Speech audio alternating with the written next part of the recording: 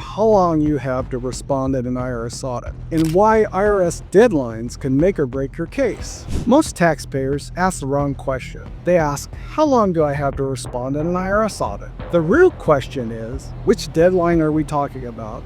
And what happens if you miss it? Because in an IRS audit, deadlines don't just control timing, they control leverage, appeal right, and sometimes can result in criminal tax exposure. Miss the wrong deadline, and the IRS can lock in an audit position without ever hearing your side of the issue.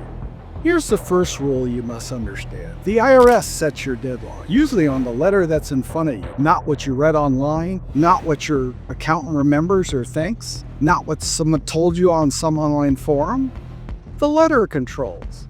Every IRS notice lists a specific response date, and the IRS expects you to treat that date as real, even if you plan to dispute everything. So what happens if you miss a deadline? If you miss a response deadline, the IRS doesn't wait. They're usually going to quickly wrap up the audit based only on the information they already have. This often means unfair proposed tax increases, penalties, and interest, and a formal audit report. At that point, you and your representative, you're no longer shaping the narrative. You're reacting to one. You've lost the high ground.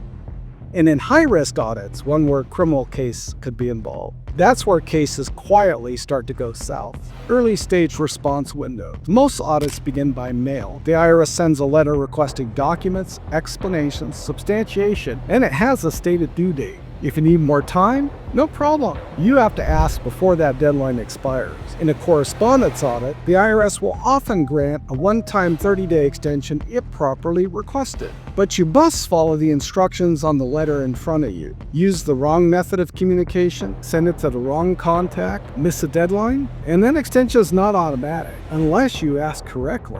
Why proof of delivery matters. Another mistake taxpayers make, they assume the IRS received what they sent. You should never assume that. Use delivery confirmation.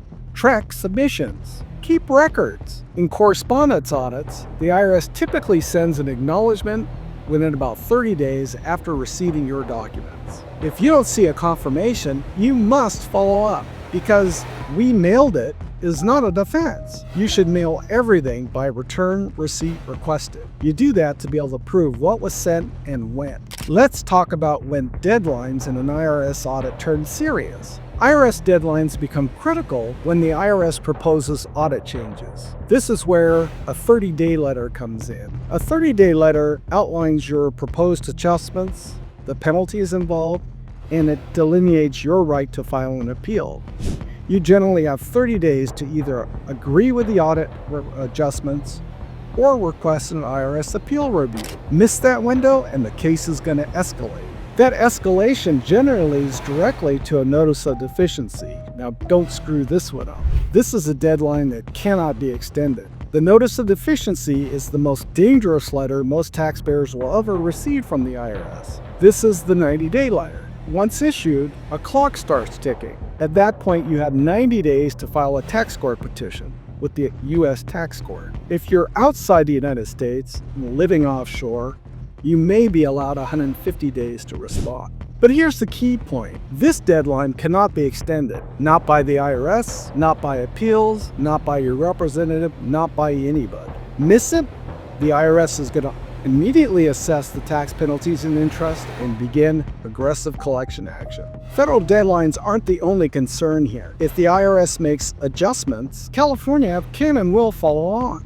California generally requires that you amend your returns voluntarily within 6 months of a federal determination. After a California audit, the Franchise Tax Board typically gives you 60 days to protest via notice of proposed assessment, write to a different agency, use different rules. You can fall into different traps. Can missing a deadline lead to criminal exposure? Here's where most people don't realize. Meeting a deadline and how you meet it are not the same thing. In high-risk audits, including eggshell or reverse eggshell audits, rushed, unstructured responses can immediately create criminal tax exposure. Over-explaining, guessing at facts, volunteering narratives they didn't ask about, that's how civil audits can turn criminal. Yes, you must respond on time, but it's much more important that you respond strategically with the right counsel. So how do you respond safely? Safe audit response usually means identifying the exact letter and deadline at issue, requesting extensions early where they're needed, and controlling communications through counsel. Whatever you do, avoid interviews if there's criminal tax underlying your fact pattern. Listen, the IRS recognizes your right to representation, and in the right case, legal counsel can help you respond without inadvertently creating criminal tax admissions that can be used against you later. This is where experience and specialized education matters, and my firm has it in spades. Deadlines are procedural, but risk is strategic. At the tax law offices of David W. Klasing, we approach all audits with damage control in mind. Listen, we're not box checking. We're not being fast for speed's sake. Our firm integrates legal strategy and tax technical execution all under one roof.